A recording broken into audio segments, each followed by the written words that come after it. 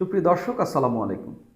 বর্তমানে এমন একটা পরিস্থিতি চলছে যখন ৭১-এ মানবতা বিরোধী অপরাধে অভিযুক্ত একজন মুক্তি পেয়ে যাচ্ছেন, আবার জাকিরের মতো ৩৩ মামলার আসামি, যার মধ্যে অনেকগুলো হত্যা মামলা, তিনি মুক্তি পেয়ে যাচ্ছেন। এরকম আরও নানান হত্যা মামলা, মানবতা বিরোধী, তারপর নানান জঙ্গি কর্মকাণ্ড সঙ্গে সংযুক্ত সংশ্লিষ্ট এমন অনেকে কারাগার থেকে মুক্তি পাচ্ছেন।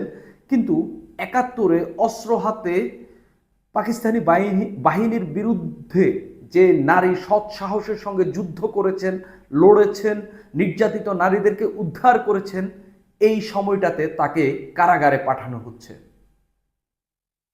আওয়ামী লীগের গ্রেপ্তার একজন নেতা কিছুদিন আগে বলেছিলেন, বর্তমানে মুক্তিযোদ্ধারা কারাগারে, যারা মুক্তিযুদ্ধের বিরোধিতা করেছে তারা বাহিরে।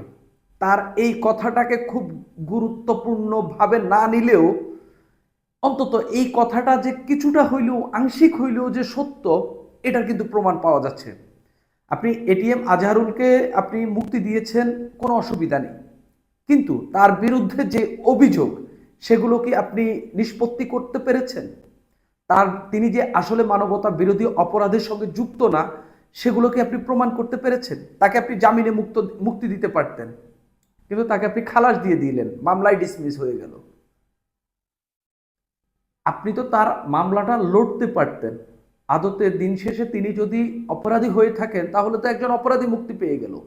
আর তিনি যদি অপরাধী না হন, এতদিন কারাভোগ করার কারণে তাকে কম্পেনসেশন দিয়ে মুক্তি দিয়ে দিতেন, একেবারে খালাস দিয়ে দিতেন।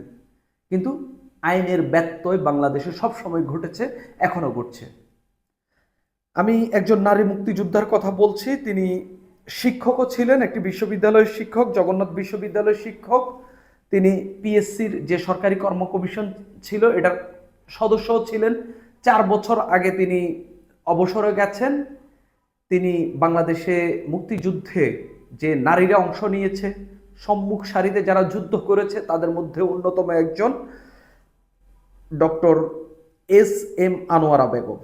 4 বছর আগে তিনি অবসর নিয়েছেন। একটু দেখি, তিনি গত 29 মে তাকে ঢাকার চিফ মেট্রোপলিটন ম্যাজিস্ট্রেট আদালত জামিন না দিয়ে কারাগারে পাঠান। 2023 সালে সম্ভবত রায় সাহেব বাজার এলাকায় ছাত্রদলের একজন নেতাকে গুলি করা হয়।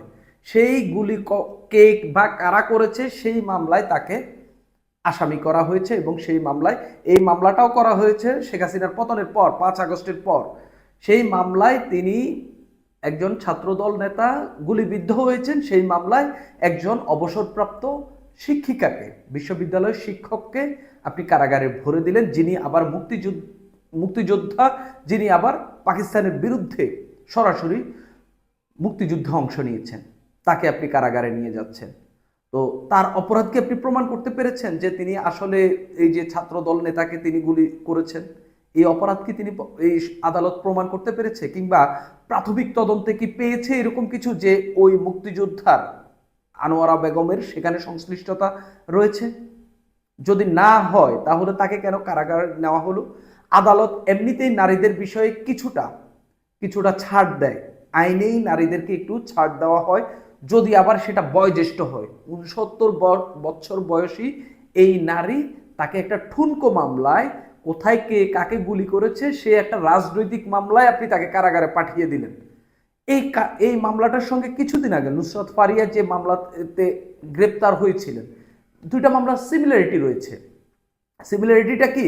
নুসরাত ফারিয়ার বিরুদ্ধে কি ভাটারা এলাকায়, নতুন বাজারের ভাটারা এলাকায় বৈষম্য বিরোধী ছাত্র আন্দোলনের সময় গোলাগুলি হয়েছে, সেখানে একজন মারা গেছেন কিংবা আহত হয়েছেন, সেটার হুকুমদাতা, নির্দেশদাতা কিংবা সেই ঘটনায় তাকে আসামি করা হয়েছে। তো তখন নুসরাত ফারিয়া কোথায়? কানাডাতে। তো তিনি তো আর কানাডা থেকে গুলি করেননি। তখন পুলিশকে, তারপরে র্যাবকে, আইনশৃঙ্খলা বাহিনীকে গুলির নির্দেশ কে দিয়েছিল? তৎকালীন স্বরাষ্ট্র মন্ত্রণালয়। তৎকালীন যারা সরকারে ছিল, প্রধানমন্ত্রী শেখ হাসিনা, তিনি তো দিয়েছেন। তাহলে নুসরাত ফারিয়ার সঙ্গে এটার সঙ্গে যোগাযোগ কি? নুসরাত ফারিয়ার সঙ্গে আপনি বিরুদ্ধে অন্য মামলা করতে পারতেন, কিন্তু আপনি মামলা করেছেন কি? নুসরাত ফারিয়ার বিরুদ্ধে সে একটি হত্যা মামলা গেল। নুসরাত ফারিয়াকে গ্রেপ্তার করা হইলে সারা দেশে সরব উঠল।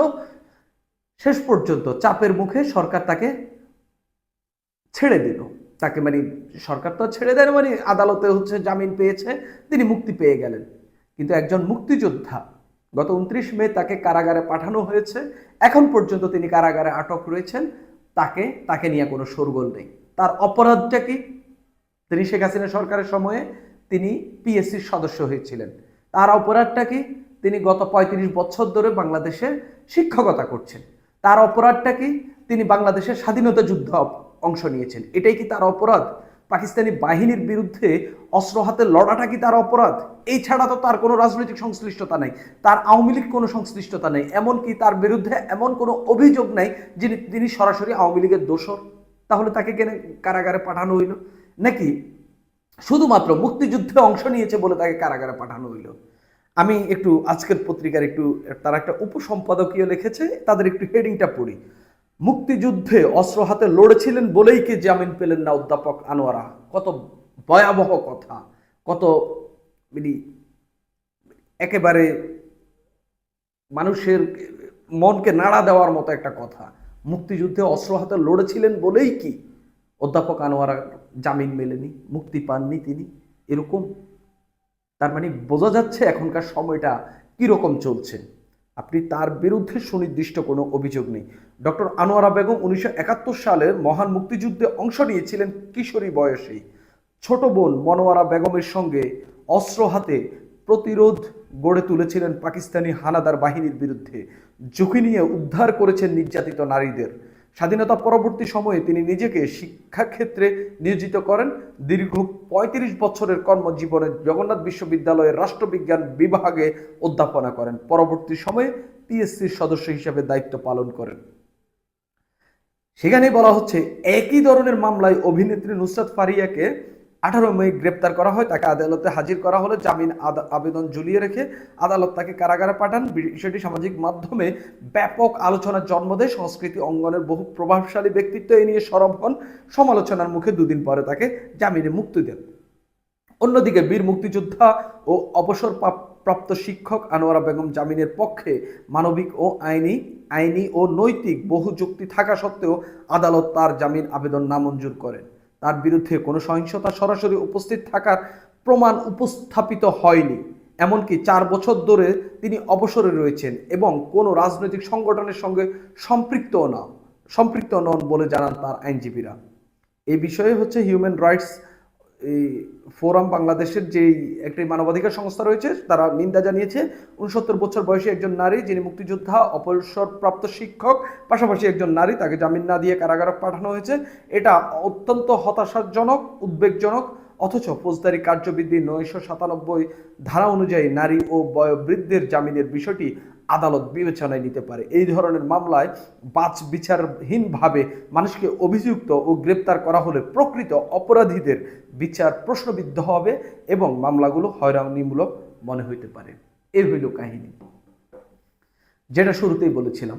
এমন একটা সময়ের মধ্যে আমরা এসে পৌঁছেছি যখন জুলাই বিপ্লব হয়েছে, অভ্যুত্থান হয়েছে, শেখ হাসিনার পতন হয়েছে, কিন্তু আমাদের আদালত ঠিক হয়নি। আমাদের অন্যান্য যে মানুষ যে ন্যায় বিচার পাবে সেগুলোর ন্যূনতম মানবাধিকার যে অক্ষুণ্ণ থাকবে, সেটার ন্যায় বিচার প্রতিষ্ঠার জন্য যে লড়াই, যে অভ্যুত্থানটা হয়েছিল, সেগুলোর কোনো কিছুই হয়নি। এখনো ঠিক একই কাঠামোতে, একই কায়দায় আগে যেরকমভাবে আদালত রাজনৈতিক মামলাগুলো নিয়ে প্রতিপক্ষকে কারাগারে পাঠিয়ে দিত, রিমান্ড মঞ্জুর করে ফেলতো, ঠিক একই কায়দায় এখনো একইভাবে চলছে।